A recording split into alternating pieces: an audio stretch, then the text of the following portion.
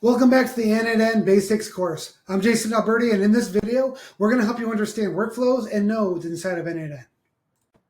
So we're going to explore the fundamental structure behind every automated process, the workflow, and its building blocks, the nodes. So by the end of this video, you're going to understand what makes nodes the true atoms of automation and how they work together to create powerful workflows. So a workflow in N8N is much like a roadmap for your automation. It's going to outline every step in the process, from the initial trigger to the final action. I want you to think of it as a series of interconnected steps where each step or node plays a specific role in processing and moving your data along the path.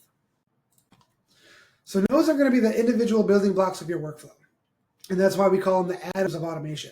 There are three primary categories. The triggers, they're going to serve as entry points determining when your workflow should start. The function nodes are going to handle the processing and transformation of data. And then the action nodes are going to represent the final step, sending data to an external service or application.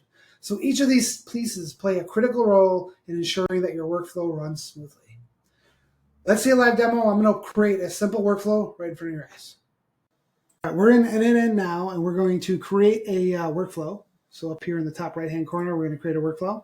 And this is how it starts. So you can have the first step, which is going to be a trigger.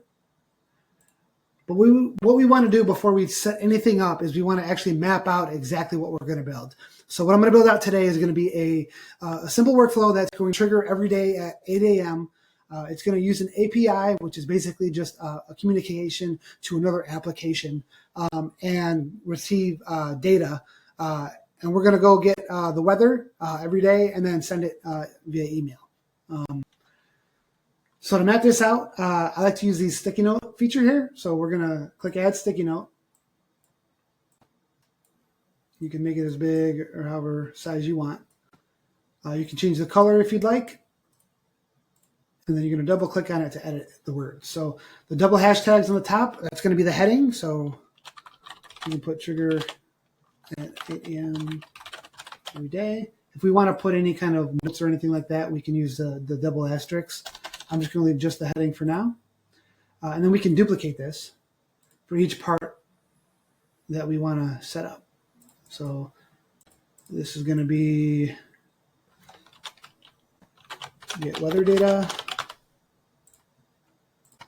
And we're going to duplicate it.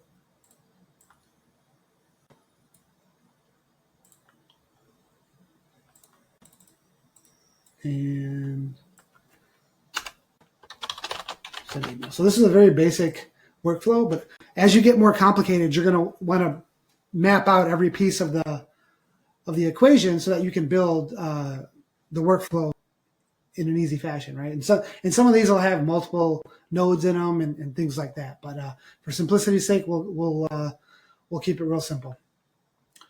So we're going to trigger it at 8 a.m. every day. We're going to get the weather data, and then we're going to send an email. So there's a couple different ways you can trigger a node. So basically, you can trigger it manually. You can do it on an app event.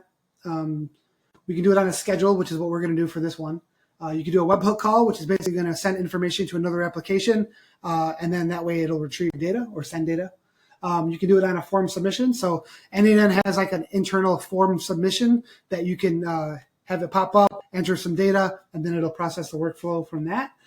You can execute it by, if you're building out multiple agents, which we'll get to in a later video, you can trigger a workflow by executing it from another workflow. On chat message, that's basically going to be, it'll have like a little chat bot at the bottom of the screen, and you can type in different commands to activate the workflow. So we're going to do on schedule.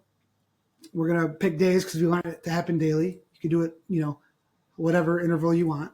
We're going to do it every day, and we're going to do it at 8 a.m. We don't need any minutes. And then we're going to click on back to Canvas. And then we're going to need to get the weather data. So we're going to use a software called Open Weather. And this is going to allow us to grab the weather data and bring it back into our workflow. So you'll need to sign up for an account. They actually have a free, you get like 1,000 free calls, which is a call is just basically a retrieval of data. And then we need to grab our API key. So you'll go up to Open Weather. You'll go to My API Keys. And then you will generate a API key by creating a name. So we're going to put weather workflow generate, and there's your API key that we're going to need in another step. So to add a node, you're going to go to the plus sign up here, and you can do a search for it. So say we want to see what kind of apps they have. So we're going to do like weather, for example. So they actually have an integration with Open Weather. So we'll use that. But if they didn't have that, what we could do is we could do an HTTP request node. And what that's going to allow us to do, it'll allow us to set up a URL. We can add in like an authentication, which we'll kind of go through in later videos. And we can send some information to pretty much any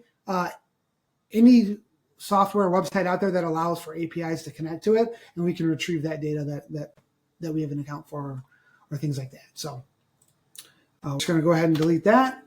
We're going to add that open weather one.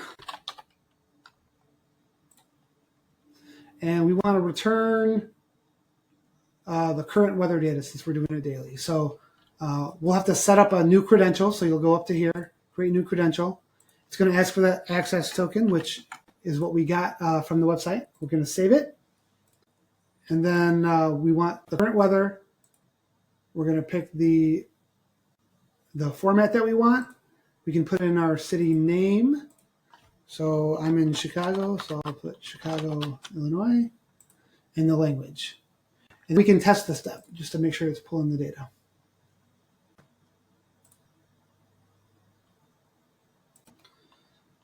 All right, so we got an error because it didn't recognize Chicago, Illinois, but if I put in Chicago, then it actually pulled it. So you can see that it pulled all the information, and then we got what we need here. So that's all set. So we're going to put that node in here, and we can connect them by pulling the plus sign here to here. And then the next step is to send an email. So we're going to click on the node up here, and then we want to send, we want to use Gmail. We want to send ourselves an email every day. So we're going to look for send a message. And I've already got a account set up. So we just got to map it from the application to the actual email. So we're going to choose who we want to send it to. So I'm going to send it to myself.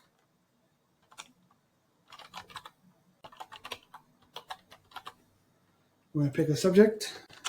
Here's your daily weather. We're going to pick the type of email if we want just text or HTML. And then for the message, one of the best things to do when you're filling out these forms is to go into expression. That's going to allow you to pull in different pieces of data and things like that. So if you want to expand it, you just click this button here, and then we can expand it so that we can put more stuff in there. So this is the text that we're going to be sending in an email. Here's your weather forecast for today.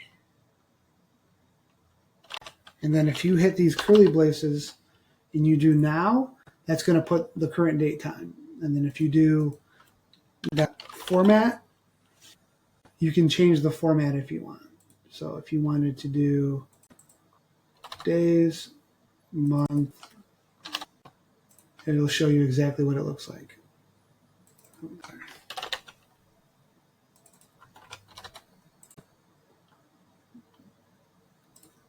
On that side, so then you just want to map all the data however you want it. So for example, we've got, this is your weather forecast for today. If we wanted to put in the city, we can add the name here. Just drag and drop it.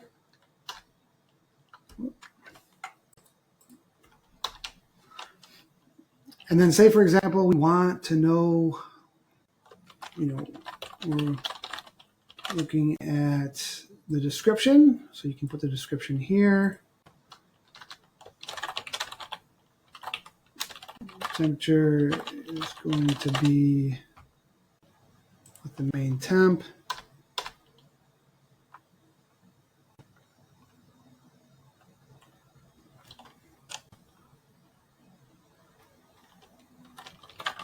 With temperature is, actually this is the current, so it's currently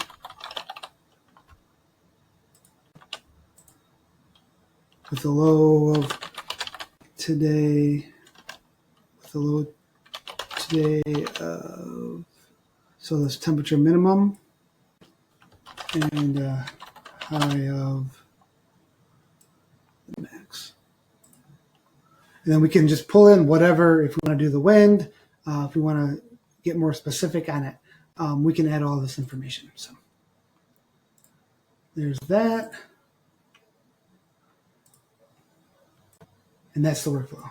So what it's going to do is every day it's going to trigger. And then if we want to test the workflow, we can.